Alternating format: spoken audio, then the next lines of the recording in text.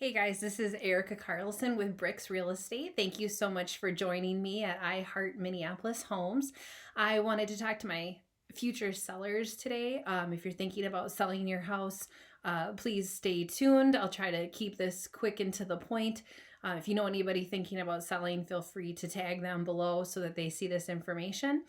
So there's some important rules around pricing your house that aren't secrets, but they're very hard for us to trust and go with the instinct of what a realtor will share with you, because it's just not going to feel natural to you. And the first one we want to talk about is pricing it too high from the start. I realize there's a really good analogy to help understand how you can best price a house. So once you've looked at the comps, which is houses that are similar to yours in nearby location, this isn't always easy to do because houses aren't always cookie cutters, because even if they were the exact same plan and year built and all this stuff, it's still on a separate chunk of land and could have, slight differences on it. So you do the best you can to find homes that have sold recently that are most similar to your house. And once you've done that, you analyze that data to figure out where yours should sell, not where you want it to sell or what you need it to sell for. It's important to analyze it from the point of view of a buyer. Now, before I go any further with this analogy, remember this: buyers want the best deal, and sellers want the most amount of money. So if you have the ability to put yourself in the position of a buyer, it'll help you to figure out the right strategy for your pricing. So this is how I was thinking about it the other day. Think about an auction. Does the auctioneer say, let's say $100? They say 100 and then say, oh, nobody's going to offer 100, so I'll give you 90, 80, 70. Oh, it sold for $10. Absolutely not, right? We start at $10, and then the excitement of the auction, okay, you want it for 10, I want it for 20, and that's what's going on. So that's what houses are like. We are competing silently and raising the price up in many cases, especially when it's a seller's market, especially when inventory is low. But that does not happen when you price it incorrectly.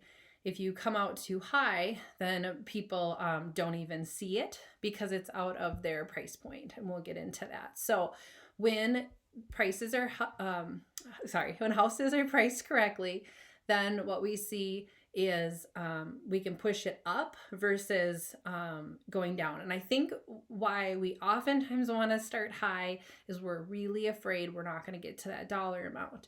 And when I tell people, let's go low to go high, they go, what does that mean? I mean it like the auctioneer thing.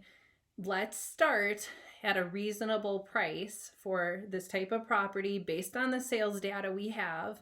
And let's hope we can get you into multiple offers, because now it's a good deal, because now people are like, now I'm interested. They're getting inside. You're not going to get an offer if you're not getting showings. We need people to get into the house and get excited about it. So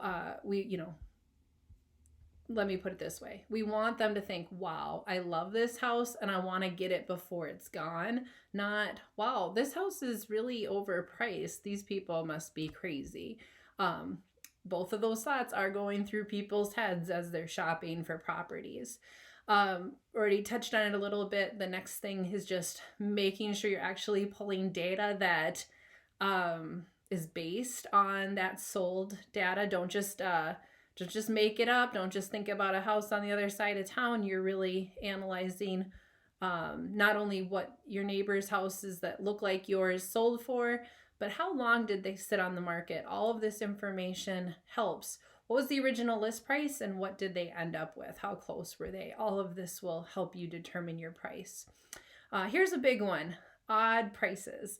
I make people giggle sometimes when I remind them houses are not candy bars. So when we list it for $99, like, $299.9, it's not that $100 isn't going to be an incentive to anybody.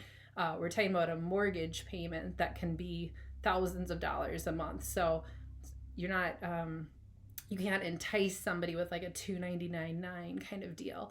So the way people search for houses, this is the key information, is if I'm approved for a loan up to $300,000, I'm going to put in the search bar 0 to 300. I'm not going to put in $299,900. A lot of those websites aren't going to allow me to do that. You want to stick in round numbers, fives, zeros. Think like the way a lender would think. They're not going to say you're approved to 271. They would say 270 or 275. So when you say $299,900, yep, I caught you. If you put in your search bar 0 to 300, I caught you. You're at the highest of my range. But imagine somebody who's approved at the other way, the higher range. We're going to miss them. If they look for 300 to 400,000 and you had it listed for 299,900, they're never going to see your house. So you'd be at the low range. But a lot of times agents and individuals don't think to drop the price value down a little bit. So now you've missed people that would have been really excited about your house. They'll never even see it because you've picked an odd number. So always bracket in the way people search in websites, 200 to 300,000, be in there. Or if you're almost 300,000, don't go into 301, because now I've missed everybody that's looking from 2 to 300. Now anybody searching 301, I've missed. Okay, probably beating a dead horse now. All right, refusing to negotiate, I think, is my last point today. There needs to be some flexibility in this. Just like you're not the buyers going into it oftentimes thinking, if it's a great house, I'll offer more. If it's a house that needs a lot of work, I'm going to offer less, because they're thinking about the work that they have to do to get out of it. So they're negotiating in their mind before they go house shopping. As sellers, we need to do the same.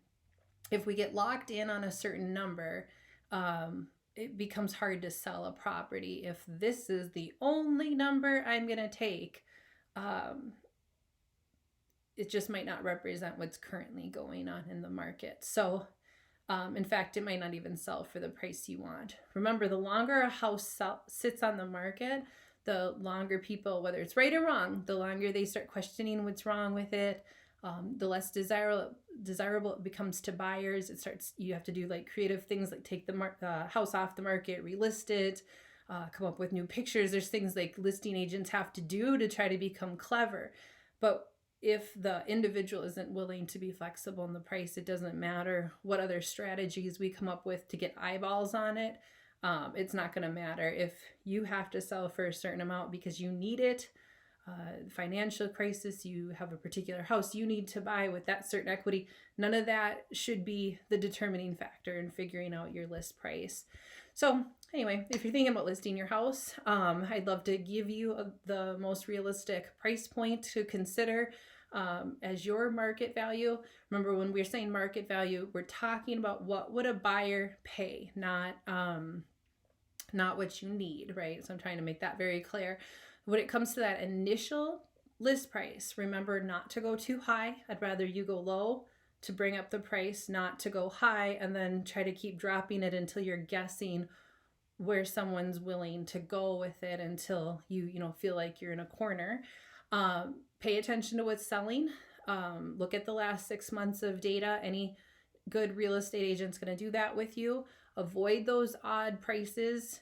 If you're willing to sell the house for 300, don't be clever with 301 or 299.9. Those are too goofy of numbers to catch enough people. And you're always trying to get the most people to see that your listing, and then be willing to negotiate. Never be so locked into a number that if you don't get it, you're never going to sell this house, because now you have to ask yourself, what if? Am I renting it? If I hold on to it longer, what's the financial risk there of having 2 mortgages? How long can I float that? The flexibility piece is really important to attract buyers out there. If you have any other questions, feel free to reach out to me. I'm always happy to be a resource to you or anybody you know. Have a great day.